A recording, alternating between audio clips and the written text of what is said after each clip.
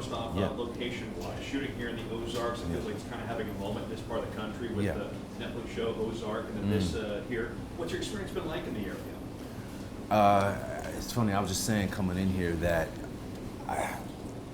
it would have been a disservice to the story to not shoot it in the Ozarks, you know, in Fayetteville or in Arkansas, because it's such a character in the story. And I know for me, anytime I'm starting a project, the first thing I do is walk around the city, walk around the town, and sort of soak it in and allow myself to be affected by that. And it has such a presence in the story that it would have been a shame if we'd shot it any other place.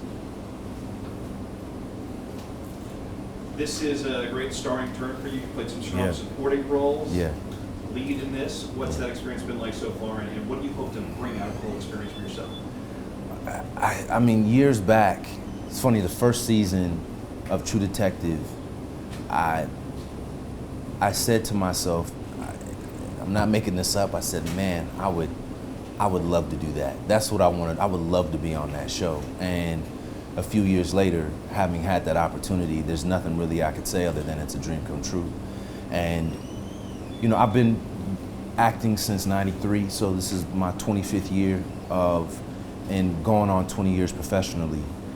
But I've had the honor and good fortune of contributing to a lot of shows, a lot of projects, theater, film, television.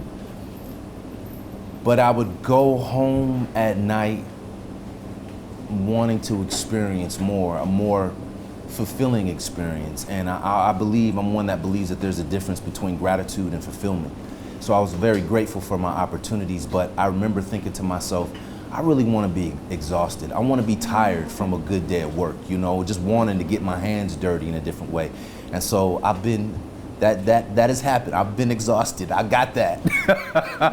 Check that box. But you know, it's to have an opportunity to carry this along with Stephen Dorff and Carmen Ejogo, Scoop McNairy, the work that he's done, and Mamie Gummer.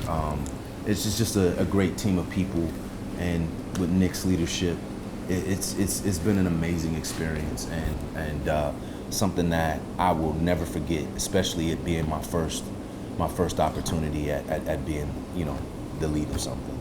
Now, I've read that you typically don't like to pick characters that really are someone you identify with yourself. What is it about this role that attracted you to it, besides it being a lead and knowing from the first season that you might have seen that one of the second, but what is it about this role that really, that I can get in the mindset of this guy?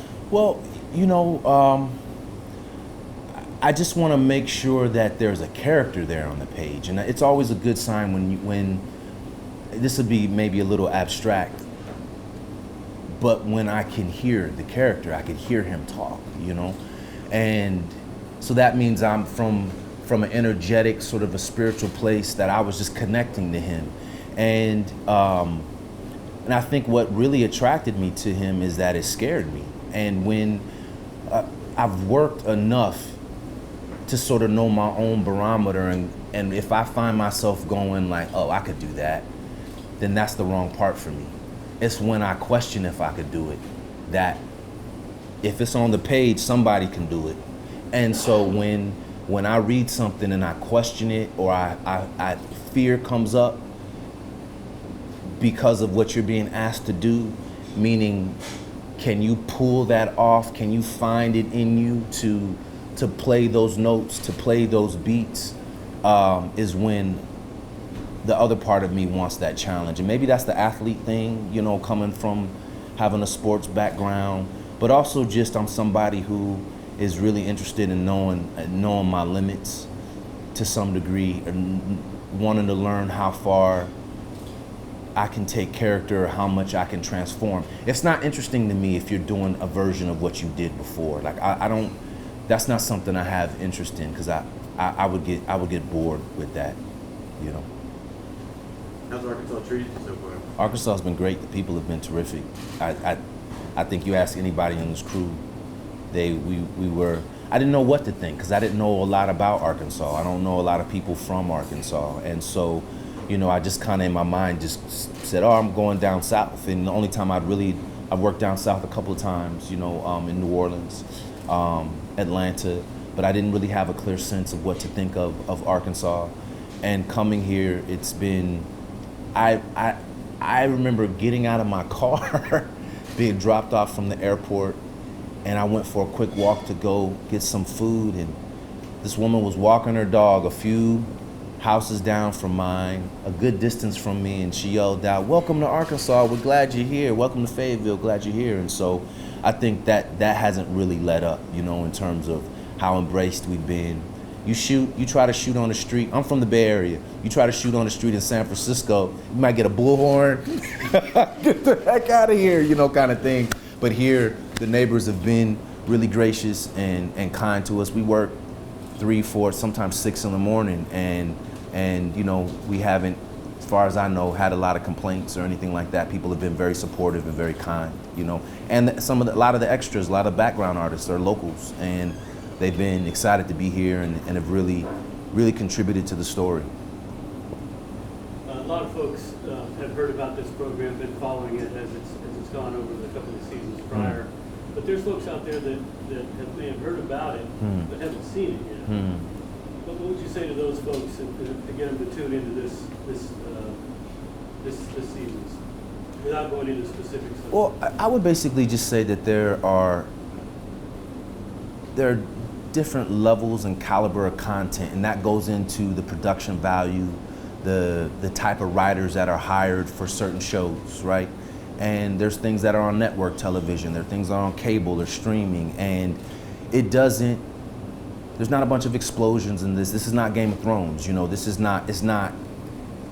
a lot of money behind this, but this is not big budget in that way. And so I frame all that to say, in terms of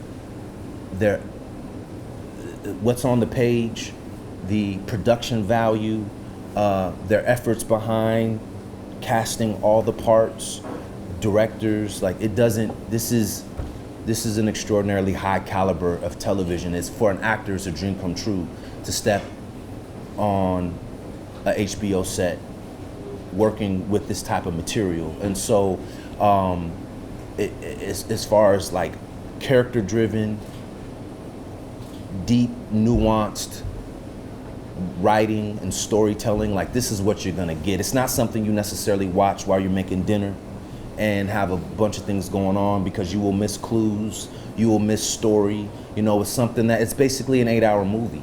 And so I think we film it, we make it, we act, we perform from the standpoint and thinking of it as something that people are basically in their home theater. And that's, so we're trying to do the highest caliber work, from what's on the page to what gets captured on the screen. I hope I answered your question. Just one quick question. Yeah. It's a light one. Yeah. Favorite discovery, whether it be food, someone you met, whatever favorite discovery since you've been in the area. Favorite discovery, I think, in Fayetteville has probably been the Ozarks, Devil's Den, like just how beautiful the area is something that, and I will also say and it's a little outside of Fayetteville itself, but just a consciousness and an appreciation for art that I was really surprised to see and witness, and so it's been a really rich experience here, and that's why I say I just intuitively feel that this area is gonna get maybe busier than you want in the next 5 or 10 years. So hold on to your homes, because a lot of people are gonna want to probably move this way.